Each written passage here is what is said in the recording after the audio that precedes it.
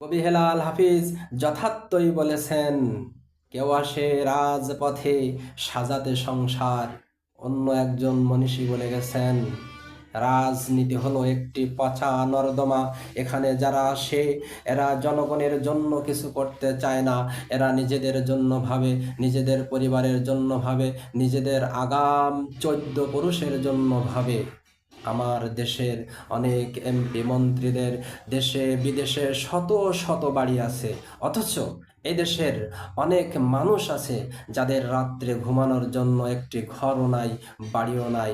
এরা রাত্রে ঘুমায় ট্রেন স্টেশনে, এরা রাত্রে ঘুমায় বাস স্ট্যান্ডে, এরা রাত্রে ঘুমায় রাস্তায়, ফাঁকা মাঠে এরা ঘুমায়। অথচ আমার দেশের এমপি মন্ত্রীরা এই জনগণের জন্য চিন্তা করে না। এরা দেশে বিদেশে শত শত বাড়ি বানায়। আমার দেশের এমপি মন্ত্রীরা কি করেন? কুমিরের চামড়ার তৈরি জুতা পরিধান করেন, দামি দামি জুতা পরিধান করেন। অথচ এদেশের অনেক মানুষ আছে যাদের 100 টাকা দিয়ে এক জোড়া জুতা কেনার ক্ষমতা থাকে না, খালি পায়ে তারা চলাফেরা করে। আমার দেশের এমপি মন্ত্রীরা একটু সর্দি হলে, জ্বর হলে সিঙ্গাপুরে যে চিকিৎসা নেন।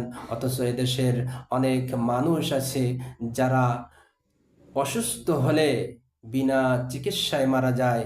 এরা বিনা চিকিৎসায় বিছানায় কাতরায়। এ হলো আমাদের দেশের রাজনীতি।